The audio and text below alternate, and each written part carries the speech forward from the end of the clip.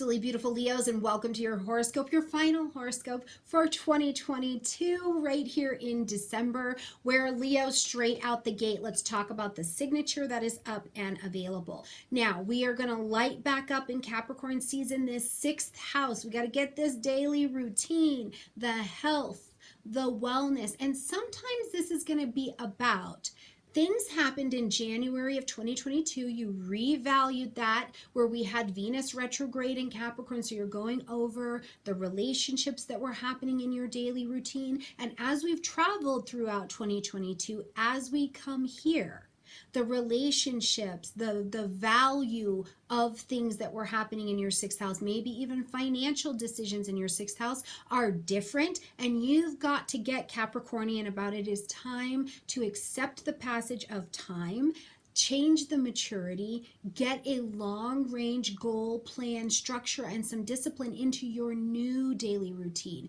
your new nutrition status, your new whatever you're taking on in your 6th house. So this is the signature we started the year with. And if you remember in the 2022 annual, I told you we're bookend. So when you're like, am I still in the 6th house? Yes, friend. Yes, you are, because we have bookended these energies and we are carrying it across into the beginning of 2023 as well. So it's also a real benefit that we're still here, because we needed the grace and space and time to process and to work through these energies and get them like pristine. Okay, so you've got an opportunity to get working on that as we travel this month. Let's get in here, Leo, and see what is going on.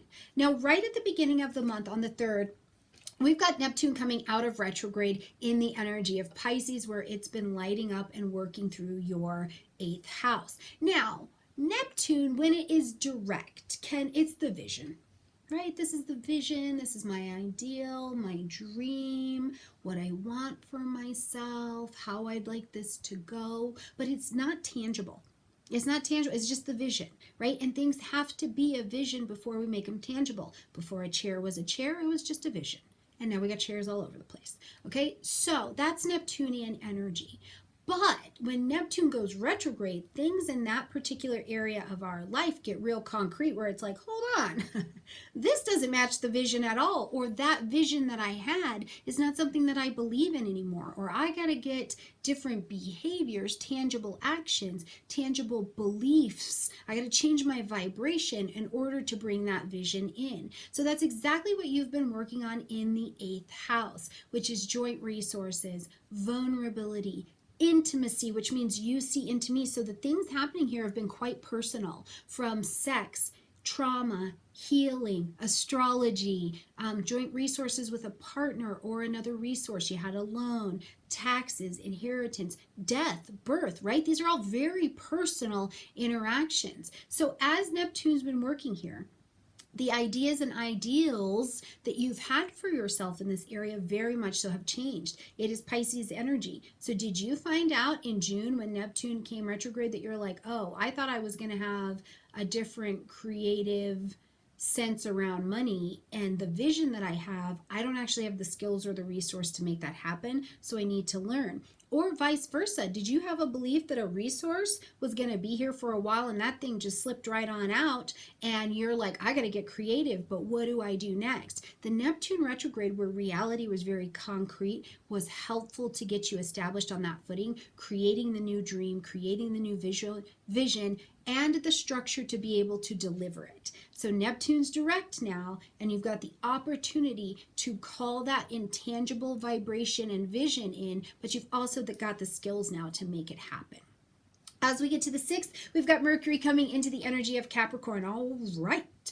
Besides Pluto over there, we are now going to light this 6th house area back up and start to look at the daily routine. And this is the mundane things, right? Like you get up at 6, you brush your teeth, you brush your hair. I hope you brush your hair. You know what I mean? Like whatever that looks like for you. The pets, I feed the dog, I feed the cat, I got the hamster. So small pets fit in here as well. Here's how I eat, I fuel, I take care of my body on a daily routine, and my health and my wellness, including mental health and wellness. This is my nutrition. These are the practitioners in my network who help me tend to, my health and my wellness. These are daily routine things in your workplace with your coworkers. If you're a freelance person, do you like your daily routine and how you work and work on things? All of that is back. It's time to focus in. Mercury in Capricorn, we're going to focus in on what's going on here. Is this logical? Is it in order? Does it help me achieve? Do I need to mature here? Do I need more discipline? What's going really well? And I get to shout that mastery from the rooftop. So you really get to see Mercury focus in and help you make some decisions, communicate what you need to in order to be successful here. Now, when we get to, I almost said Mercury 12th. That's not a thing. December 12th, we're going to see Mercury enter into pre-retrograde shadow time at 8 degrees of Capricorn. So I want you to start paying attention. What's going on between 8 and 24 degrees of Capricorn on your chart? Because during this Mercury retrograde, these are the lessons we're going to review, re-edit, revisit, reconnect with in order to make some decisions, okay? On the 7th, we have got a full moon happening at 16 degrees of Gemini. So the full moon, and it's going to light up your 11th house space. So friends, social groupings, technology, innovation, science, math. We've got organizations in here, definitely the social media things as well. So the full moon is saying something needs to be ended, acknowledged, or adjusted. Okay, now we've also got Mars retrograde in Gemini right now. So truly to me, this sounds like a calling at an emotional level for you, Leo, that you got to talk through.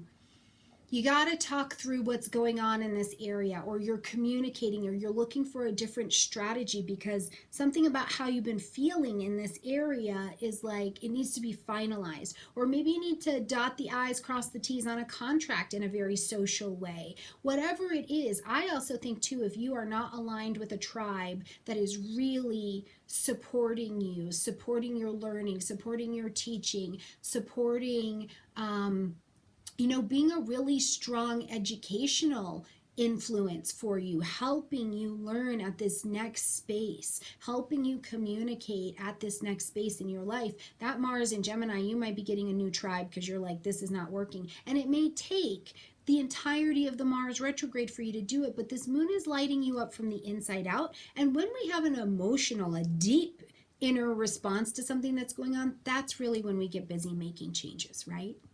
On the 9th, we see Venus now moving into Capricorn. So the Capricorn area of your chart, the 6th house is getting loaded. The party starters are here. Okay, when Venus comes into the 6th house, it's an attracting energy. Remember, you're not forcing, you're not pushing. Not only that, you couldn't because Mars is retrograde, but it's an attracting in. Venus just says, here I am, come to me. So in a Capricorn way, do you need a new health practitioner? Are you calling in a new commitment into your life, a long-term project, a long-term relationship? Did a relationship in your life change and now you're calling in a different one that you're willing to commit to on a day-to-day basis? One of the things I think of are pets. Did something happen with a pet or something, the transition of a pet? One went, now one's coming. One came, one's going. What is the change? But whatever it is, Venus is usually calling in something pleasurable, something that feels good. It's a little bit more Venus in Capricorn, yes, it's going to call it in, but it might also be more reserved about taking it on because it's like, wait, my heart, my money, my energy gets invested in what I take on in my 6th house. So am I ready to take this on? You know what I mean? So there may be a little bit more thinking about it, as opposed to when Venus is in Libra or Taurus, they're like, feels good, I like it, let's do it. In Capricorn, it's a little bit slower. But whatever you are calling in is touchable, it's tangible, it's happening in an earth energy. On the 20th, we see Jupiter move back into the energy of Aries. Now, we saw Jupiter come into the energy of Aries in your 9th house space, publishing, marketing, broadcasting, leadership, teaching, training, higher education, travel, including international travel. We saw this start to happen and pick up in May, and then we went into the retrograde. So now Jupiter is back to this 9th house. So what are you taking on that has really got your star shining out there, right? Whatever it is, your expansion, I will tell you, go confidently towards it. Have faith in what you're teaching, you're developing, thinking, you're learning, a new philosophy, a new level of faith in your life, a new practice, a new ritual. Go confidently and faithfully in that direction, because Jupiter does want to expand in this area. When we get to the 21st, happy solstice, whichever one it is for you. For some it's summer, for some it is winter, but happy new season, where we're going to Capricorn. So you're either Capricorning in your shorts or you're like winter coat, right? However you are Capricorning, this is our call with the sun moving here to get motivated, to get reorganized, to get that self-discipline, to be more conservative with the approach that we're taking to things, especially in this 6th house. What do you need for long-term success in your health, your wellness, your daily routines, projects that you'd like to take on, relationships in your daily sphere? So if that's co-workers, if that's the cat, the dog, the gerbil, the hamster, what do you need to have long-term success and support for yourself going into this next year? Now, to help that, we've got a new moon happening at 1 degree of Capricorn just there on the 23rd. So truly plant your seeds of intention for what you'd like to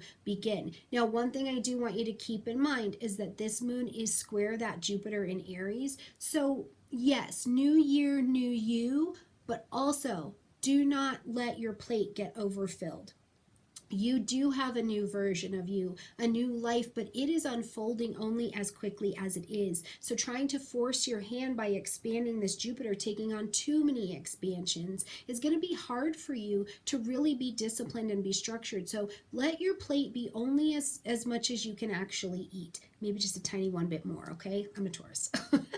On the 29th, we see Mercury going retrograde now at this 24 degrees of Capricorn. Take note, note it on your chart. Again, we're moving between 24 Capricorn and 8 Capricorn to review, re-edit, reconnect, revise, re-influence, re-envision, reunion with people in this 6th house space. So go back over your health, go back over your daily routine, go back over your thought process, your contracts, something that you're teaching, something that you're learning, go back to a significant elder or mentor and spend some daily time being of service to them. Whatever this lights up and looks like in your chart, the manifestation will vary. Cosmic results may vary, but go back to it and know that you're going to work on that until January 18th, and then we'll end the full Mercury retrograde cycle on February 7th of 2023. All right, my beautiful Leos, let me know, how was 2022 for you? What of these vibrations can you already feel coming in as we're moving through the rest of 2022 towards 2023? And when you listen to your 2023 horoscope that's up and ready for you, let me know, what was the signature from January to January of 2023, okay? All right, my beautiful friends, I love you, and I'll see you next time. Bye.